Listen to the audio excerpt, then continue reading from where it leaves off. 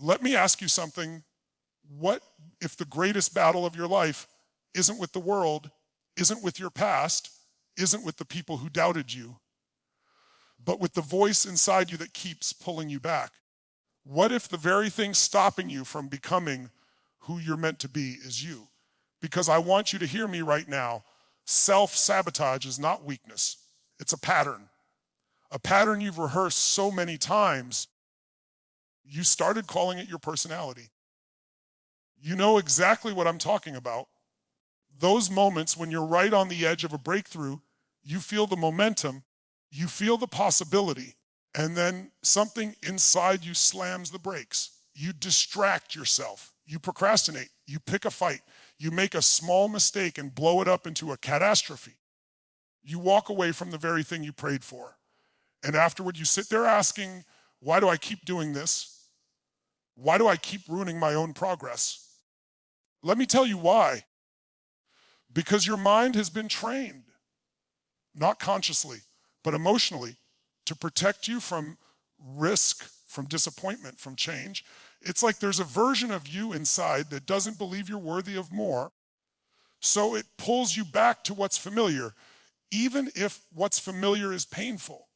And until you confront that part of you, until you expose the pattern, you'll keep living in a cycle that convinces you you're the problem, when really your conditioning is. The truth is, we don't sabotage ourselves because we hate ourselves. We sabotage ourselves because deep down, we're afraid of the responsibility that comes with growth. We're afraid of the unknown. We're afraid that if we rise, if we level up, if we step into our true potential, we'll lose the people we know, the identity we're used to, the comfort we cling to. So we shrink, we settle, we hide behind excuses that sound logical but feel like chains. But I want you to imagine something for a moment. Imagine there's a version of you standing right in front of you, the version who never hesitates, never pulls back, never shrinks, the version who trusts their power, their purpose, their voice. That version exists. It's not a fantasy. It's simply buried under years of outdated beliefs and emotional armor. And here's the breakthrough. Once you understand your pattern, you can interrupt it. You can recondition your mind to no longer run from your potential, but run toward it. You can replace hesitation with action. Replace fear with certainty. Replace self-doubt with self-command.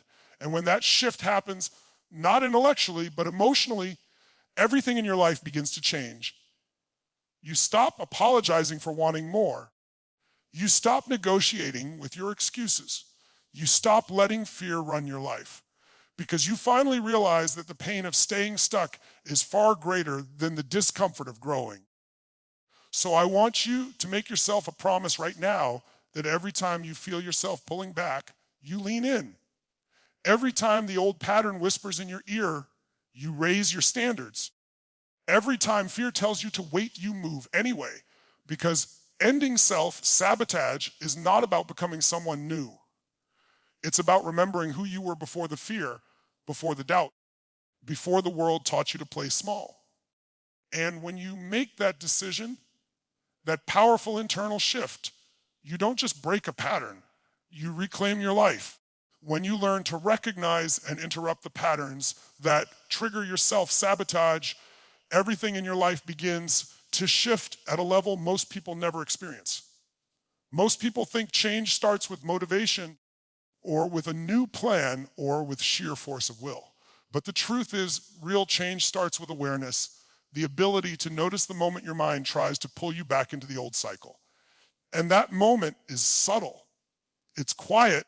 It's the small hesitation before you take action, the little voice that whispers a perfectly reasonable excuse, the sudden feeling of overwhelm that convinces you to stop. It's the urge to check your phone, the impulse to delay, the emotional reaction that feels automatic. These tiny moments are not random. They are patterns you've practiced for years, patterns designed to keep you in the familiar. And if you don't see them clearly, you'll call them personality traits instead of survival strategies you outgrew long ago. When you start recognizing those patterns, you take back control from autopilot. you begin to catch yourself right before you retreat. You notice that you procrastinate not because you're lazy, but because your mind associates progress with pressure. You notice that you pick fights or create chaos right when things are going well because a part of you is more comfortable with struggle than success. You see that you numb yourself with distractions because stillness forces you to confront the truth you've been avoiding. And the moment you see these patterns, really see them, they lose their power. Awareness is the first interruption. Awareness is the first crack in the armor of self-sabotage. But awareness alone isn't enough. You have to interrupt the pattern the moment it starts. You have a tiny window where the old behavior tries to activate, where your emotions rise, where the familiar reflex comes in. In that window, you must do something different, something disruptive. The human brain is a creature of repetition, and if you break the loop even for a few seconds, you weaken the neural pathway that keeps pulling you back. It could be as simple as taking a deep breath, physically moving your body, counting down from 5, changing your environment, or saying out loud, "This is the old pattern, and I'm not choosing it." That interruption is powerful because it shifts you from unconscious reaction to conscious decision. Once you interrupt the emotional momentum of the old pattern, you create space to choose the action that aligns with who you want to become instead of who you've been. And in that space, you regain authority over your life. Most people live in emotional patterns they never question. Rebuilding your identity by choosing actions aligned with your highest standards rather than your fears is one of the most transformative decisions you will ever make, because identity is the invisible force that shapes every choice, every habit, every reaction you have. People think they make decisions based on logic, but most decisions come from who they believe they are at their core. If you see yourself as someone who always hesitates, your actions will follow that identity. If you see yourself as someone who settles, your life will reflect that. If you see yourself as someone who is not enough, every opportunity will feel threatening instead of empowering. The problem is that most identities are not consciously chosen. They are inherited from experiences influenced by old pain, shaped by environments that didn't reflect your potential. And without realizing it, you start living a life that matches a limited version of yourself instead of the one you're truly capable of becoming. But when you decide to rebuild your identity, everything changes. Identity doesn't shift by thinking about who you want to be. It shifts by acting in alignment with the standards of the person you choose to become. Standards are the internal rules you live by, the level of discipline you demand from yourself, the quality of relationships you allow, the type of effort you give even when nobody is watching. When you raise your standards, you elevate the expectations you have for your own behavior. And when your actions reflect those standards repeatedly, your identity begins to upgrade. You start telling yourself a different story, not because you're trying to convince yourself, but because you have evidence that you are becoming more powerful, more capable, more consistent than ever before. The pull of fear will always be there. Fear will whisper that you should wait, that you should stay comfortable, that you should protect the version of yourself that feels safe in the familiar. Fear will try to convince you that you're not ready, that people will judge you, that you might fail, but action aligned with your highest standards is the antidote to fear. Every time you act from the highest version of yourself, even in small ways, you weaken the grip that fear has on your identity. You begin to realize that courage is not the absence of fear. It's choosing to follow your vision despite fear. Identity grows strongest in the moments when you do the opposite of what your fear tells you to do. Rebuilding your identity means you stop basing your choices on temporary emotions and start basing them on long-term values. You stop acting from insecurity and start acting from intention. You stop asking, what if I'm not good enough? And start asking, how can I live in a way that reflects who I want to be?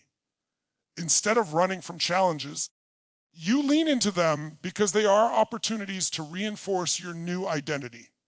Instead of repeating old habits that keep you stuck, you build new behaviors that match the standard you're setting. Instead of giving in to the old narrative of limitation, you create a new one through your actions. A narrative of discipline, clarity, strength, and purpose. Most people try to fix their lives at the level of habits without ever upgrading the identity that drives those habits. They say they want to be more consistent, more focused, more intentional, but they still see themselves as someone who struggles with discipline or someone who can't follow through. You cannot outperform a self-image that is rooted in fear.